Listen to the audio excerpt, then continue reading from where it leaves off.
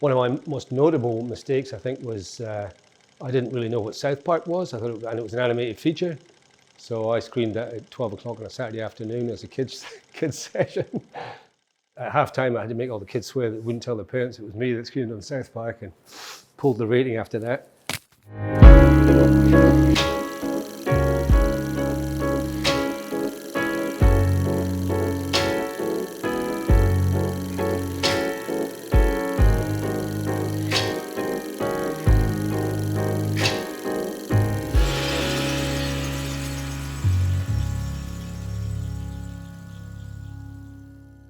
25 years ago, we're sitting around in a room. There was 3 people, Andrea, Brian, and myself. In fact, we'd just come back from Queenstown watching a movie. We'd spent the fuel there, fuel back, time, beers, dinner, going, it's got to be a cheaper way, surely to goodness, because we all had a love of film. We came across a screen in Dunedin, went to Dunedin, spoke to a guy called Charlie Gilligan, and he gave us a screen and said, oh, there's some projectors for sale in Auckland from the St. James. We went up there, the guy had retired from the St. James, and they said to him, well, you can take your kit with you, and they upgraded the projectors. He had them set up in his garage, and he was getting rid of them so he could invest more money in his collection of English motorcycles.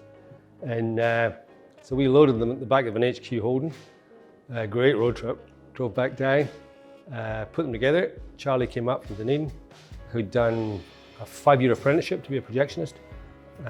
His apprenticeship in 5 years was transferred to 2 of us in about 5 days, and we started screening movies and learnt along the way.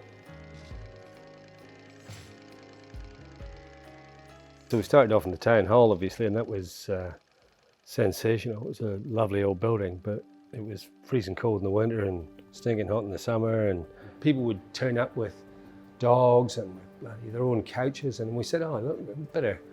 It was all hard seats, so how do we make it a bit better? So we started bought couches, a whole pile of couches, started filling them in. Ended up with about 60 couches that used to get loaded off the stage of the town hall onto the flat floor area. Screen that was lowered down, set up every weekend with my Jane Fonda workout. The guy used to come in the summer a lot from one of the stations, and he'd turn up with half a dozen people on the back of a flat deck with a couch on it, reverse the flat deck up to the back door of the town hall, and everyone would sit on the couch on the flat deck, and they'd paid, like, I think it was $8, I think it was to watch a movie at the time, $8 to sit on this couch at the back door and watch a movie. And when you were screening a movie, getting people back in at half time was like, come on, you know, it's like, because it was that social aspect. And you have to remember as well, the community at that time was about 2,000 people. There was a booth on the side of the hall, and it was of the era when they built a projection booth, lined it with tin, so that if the projection booth caught fire, then the poor old projectionist got cooked, but it saved the rest of the building. So, and the projection booth had a crack in it on the wall that you could get a finger in. We had a couple of big earthquakes, had a factor 8, and after that earthquake, you could get your whole hand into it. It was such a beautiful place to set the whole thing up, but of course they knocked it down. So we're on the move.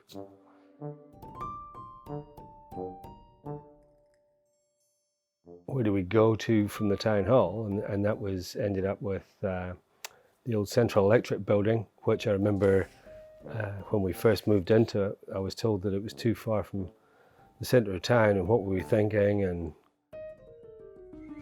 started doing, I think it was 3 days a week, 4 days a week initially, and ended up pretty quickly doing 7 days a week because the demand was there. And then, of course, the lease ran out, and they were keen to change, and we were looking for a new home again.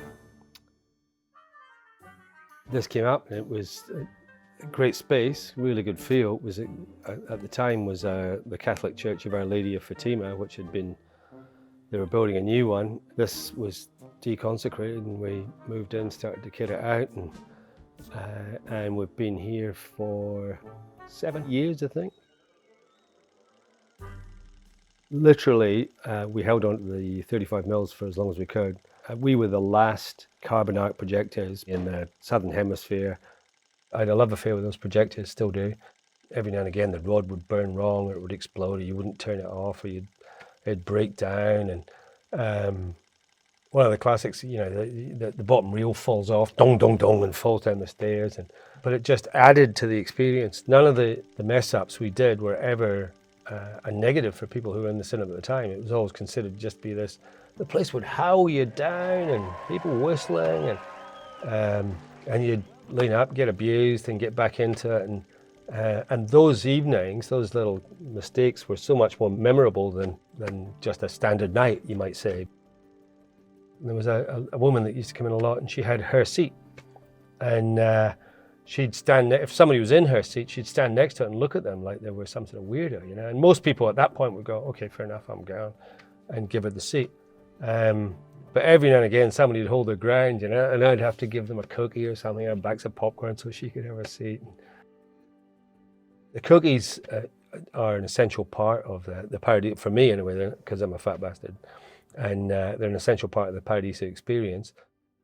And they are the same size, and irrespective of what people tell you, there's the same amount of chocolate buttons in as we started with. So, has there been a time that I've questioned what I'm doing? Oh, probably annually. I mean, when we started off, we wanted to raise some funds to go to the Sundance Film Festival. That was it, 25 years later, you just wouldn't imagine you were still doing it. Probably about every 4 or 5 years, somebody tells you that something's going to kill you. Netflix is going to kill you, DVDs, online, whatever it is, gaming, it's all going to, but here we still are. I've never considered it work. It's always been a pleasure to operate. The Paradiso is kind of a nice wee slice that's quite quirky and uniquely Wanaka, It's like sitting in a car, watching a movie, It's like, and just love film as a medium for telling a story, Having people coming back who were kids when they first turned up here, who are now adults with their kids, and that whole experience, that's really cool.